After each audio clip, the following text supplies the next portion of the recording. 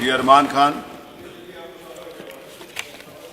सदस्य यहाँ उपस्थित हैं और विपक्ष के जो मेरे साथी यहाँ उपस्थित हैं उनको भी मेरा सादर अभिवादन। माननीय अध्यक्ष जी, प्रदेश के अधिवक्ता समाज के हितों पर मुझे बोलने का अवसर देने के लिए आपका अंतर्मन से बोलने का नहीं, पूछने का। जी। माननीय अध्यक्ष जी, मेरा प्रश्न प्रदेश के उस सम्मानित अधिवक्ता समाज से संबंधित है जिसने देश की आज़ादी के लिए हुए आंदोलनों से लेकर समाज के उत्थान और राष्ट्र के निर्माण में हमेशा महती भूमिका निभाई है। वो अधिवक्ता समाज जिसने इस देश में कानून व्यवस्था की संरचना में और अमीर से लेकर गरीब निर्धन तक सबको न्याय सुलभ करने की दिशा में दिन रात कड़ा परिश्रम किया है। यही नहीं, राष्ट्र के सतत निर्माण की प्रक्रिया में भी इस अधिवक्ता समाज ने विभिन्न राजनीतिक सामाजिक आंदोलनों में हमेशा जनहित में सबका निस्वार्थ सहयोग भी किया है और बलिदान भी दिए हैं। माननीय अध्यक्ष जी, ये बहुत अफसोस और दुख की बात है कि आज इस सरकार में सम्मानित अधिवक्ता समाज के हितों की लगातार अनदेखी की जा रही है और इस समाज के सम्मान और स्वाभिमान को छिन भिन किया जा रहा है। यही नहीं, इस अधिवक्ता समाज के द्वारा समय समय पर अपने वर्तमान और भविष्य के संरक्षण के लिए, अपने अधिकारों के लिए जब जब आवाज़ उठाई जाती है तब तब उनकी आवाज़ को कभी पुलिस की लाठी से और कभी काले कानूनों के जरिए कुचलने की कोशिश की जाती है। माननीय अध्यक्ष जी, ये दुर्भाग्य की बात है, जो अधिवक्ता समाज दूसरों को न्याय दिलाने के लिए संघर्ष करता है, आज खुद घोर अन्याय का सामना कर रहा है और सड़कों पर निकलकर आंदोलन करने पर विवश है। माननीय अध्यक्ष जी, मैं सरकार को याद दिलाना चाहूँगा आपके माध्यम से कि कुछ समय पूर्व इसी प्रदेश के जिला हापुड़ में और उसके कुछ समय बाद जिला गाजियाबाद में पुलिस की ज्यादतियों और अधिवक्ताओं पर हुए लाठीचार्ज के विरोध में प्रदेश भर के अधिवक्ता काफी समय तक आंदोलनरत रहे थे और न्याय कार्य उन्होंने ठप रखा था। अधिवक्ता समाज के इस बड़े आंदोलन से घबराई सरकार ने लिखित भाषण लाए हो आप। प्रश्न के जरिए प्रश्न संबंधित है सर। आप लिखित भाषण पढ़ रहे हो। अधिवक्ता समाज के इस बड़े आंदोलन से घबराई सरकार ने सभी को बता दें जो अनुपूरक प्रश्न होते हैं पढ़ कर नहीं किए जाते। माननीय अध्यक्ष जी, सिर्फ प्रश्न से संबंधित बात बोल रहा हूँ मैं, कोई इधर उधर से नहीं। आंकड़े सिर्फ उसमें लिए जाते हैं, प्लीज बोलिए। माननीय अध्यक्ष जी, अधिवक्ता समाज के इस बड़े आंदोलन से घबराई सरकार ने उस समय एक समझौते के जरिए इस समाज से वादा किया था कि अधिवक्ताओं के हितों के संरक्षण के लिए जल्द ही एडवोकेट प्रोटेक्शन एक्ट बनाया जाएगा। सरकार ने इस संबंध में 3 सदस्यों की एक कमेटी भी गठित की थी जिसे इस एडवोकेट प्रोटेक्शन एक्ट से संबंधित मसौदे को तैयार करने की जिम्मेदारी सौंपी गई थी।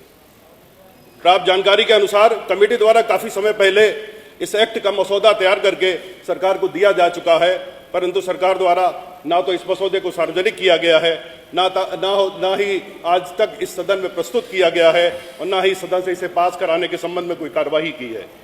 शायद सरकार अधिवक्ताओं के हितों के संरक्षण के लिए इस कानून के बनाने के अपने ही वादे को भूल गई है या अधिवक्ता समाज के अधिकारों को सुनिश्चित करने के लिए सरकार कभी गंभीर थी ही नहीं। माननीय अध्यक्ष जी, भाषण नहीं पढ़े अरमान भाई, पूछ लीजिए। आप भाषण पढ़ रहे हो, मैं बीच में टोकता नहीं हूँ। माननीय अध्यक्ष जी, सिर्फ प्रश्न से संबंधित बात कह रहा हूँ। प्रश्न संबंधित विषय नहीं है जी।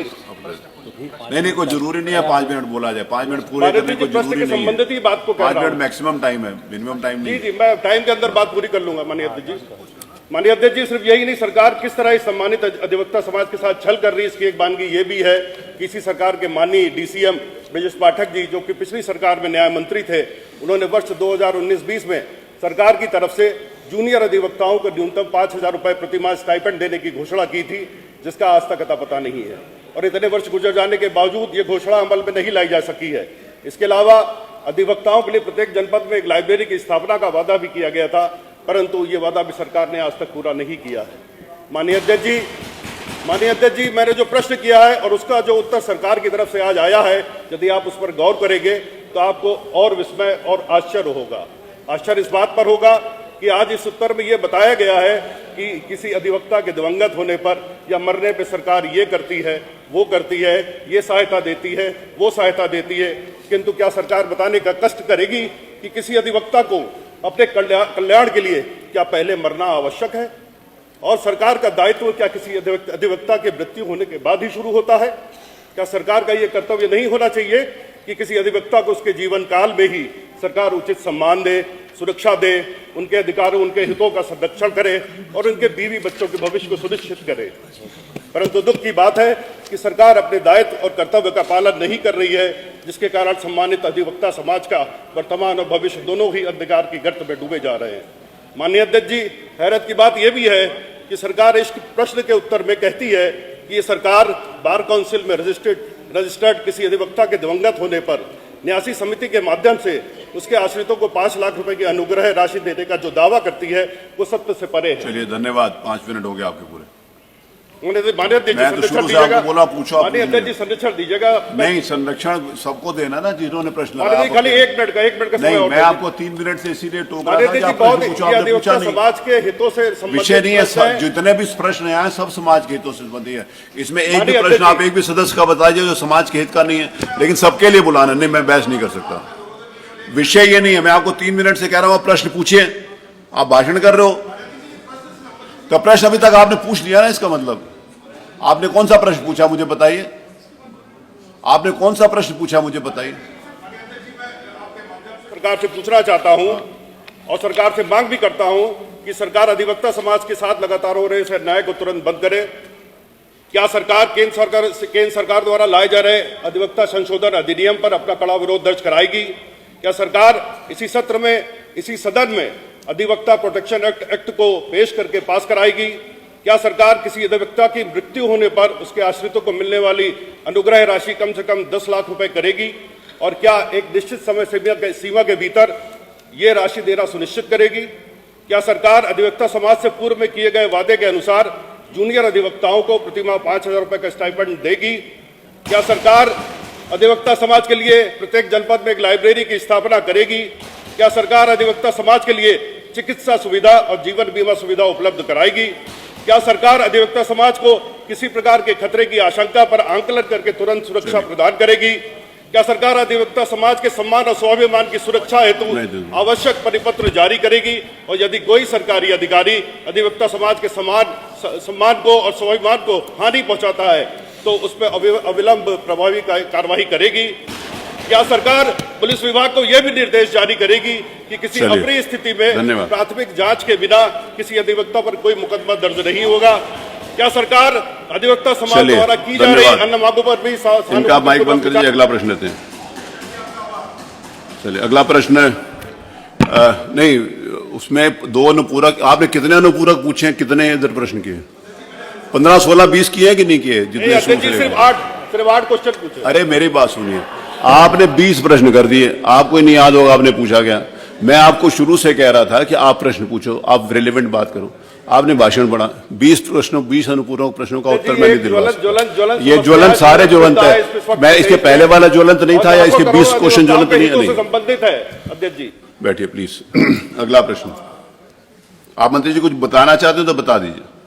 आप भी पढ़ दीजिए, पढ़ना चाहते हैं तो पढ़ दीजिए, पूरा पढ़ दीजिए। नहीं आप बताइए, जो जरूरी थोड़ी है कि वो जो करें आप वही करेंगे, तो जरूरी है? आप वो ऐसा कर रहे हैं इसीलिए आप ऐसा करो, ऐसा तो कहीं भी नहीं लिखा हुआ ना। मैं महत्वपूर्ण कुछ बिंदु बता देता हूं। जो महत्वपूर्ण जो विषय है उसके ऊपर बताइए।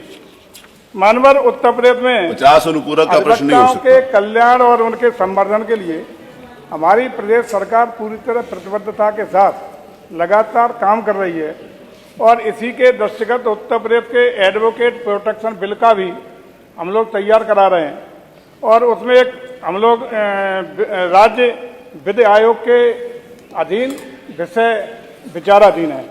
लेकिन मानवर इस समय हम लोगों ने इसी एक्ट अधिवक्ता कल्याण निधि कारपत फंड की स्थापना की है, जिसके अंतर्गत 40 वर्ष की आयु से पूर्व एवं उत्तर प्रदेश बार काउंसिल में रजिस्टर्ड 70 वर्ष की आयु तक दिवंगत होने वाले प्रदेश के समस्त अधिवक्ताओं के आश्रितों को आर्थिक सहायता के रूप में प्रदेश सरकार द्वारा 5 लाख रुपए की धनराशि तथा 40 वर्ष या कम के अधिवक्ताओं रजिस्टर्ड अधिवक्ताओं के लिए 50,000 रुपए की धनराशि देने का काम कर रहे हैं।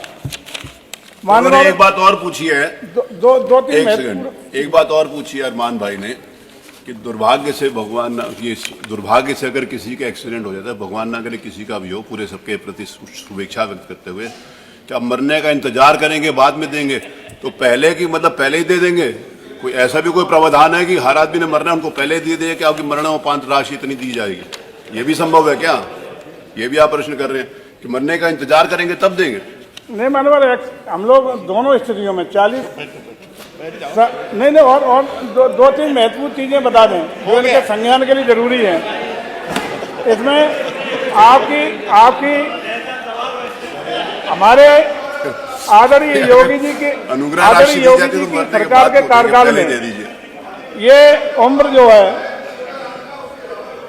अब आप सुन लीजिए, ये उम्र आपकी हमारी सरकार आदरणीय योगी जी की सरकार के आने से पहले ये उम्र 60 वर्ष निर्धारित थी, जिसको बढ़ाकर हमने शासनादेश जारी करके 9 मार्च 2019 से 70 वर्ष करने का काम कर दिया है। अंशदान पहले आप लोग 19 से पहले 1.5 लाख रुपया ये राशि थी, जिसको बढ़ाकर आदरणीय योगी जी की सरकार ने सीधे 5 लाख रुपया करने का काम किया है।